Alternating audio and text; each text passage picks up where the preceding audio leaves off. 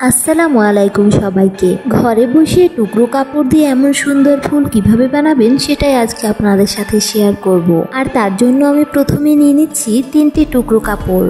প্রথমে আমি কাপড়টির চারপাশ সমান করে কেটে নিচ্ছি। কাপড়টি কাটা হয়ে গেলে 4 থেকে 5 ইঞ্চি করে 3টি ভাগে ভাগ করে নিচ্ছি। আপনারা বেশি নিলেও নিতে পারেন, তাহলে দেখতে আরো সুন্দর হবে। এবার সবগুলো কাপড় একত্র করে এরকম করে ভাঁজ দিয়ে নেবেন।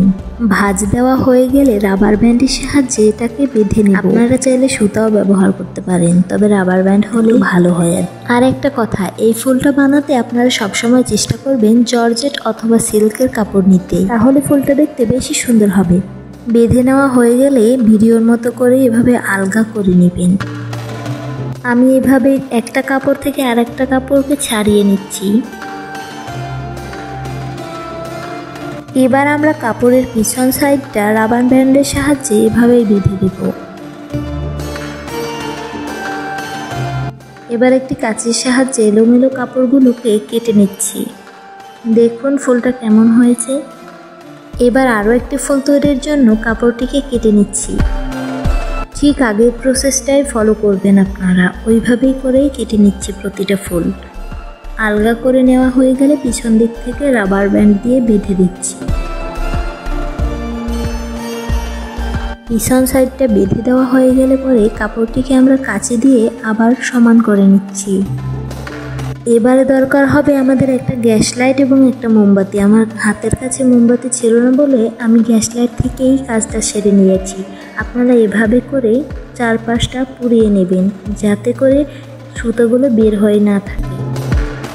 এবারে আমি পিছন দিক থেকে সেলাই করে দিচ্ছি, যাতে এটা খুলে যেতে না পারে, সেজন্য।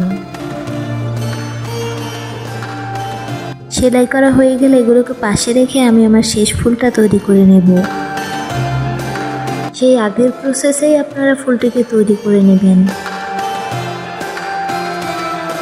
আমার ফুলটি তৈরি করা হয়ে গেলে আমি রাবার ব্যান্ড দিয়ে বেঁধে দিচ্ছি এবং সেলাই করে নিয়েছি। এখন গ্যাস লাইটের সাহায্যে আমি লাস্ট ফিনিশিংটা দিয়ে নিচ্ছি। এই যে আমাদের ফুল বানানো কমপ্লিট হয়ে গেছে। আমাদের প্রথম ফুলটির সুতোগুলো পোড়ানো বাকি ছিল, সেগুলো ঠিক করে নিলাম। এই যে রেডি আমাদের 3টি ফুল। এখন একটি স্টিকের সাথে এটিকে গেঁথে নিচ্ছি। দেখুন ঘরে থাকা ফেলানো জিনিস দিয়ে একটা সুন্দর ফুল তৈরি হয়ে গেল। এখন এটাকে আমি আমার টেবিলের ফুলদানিতে রেখে দিলাম। দেখতে কিন্তু ভালোই লাগছে, তাই না?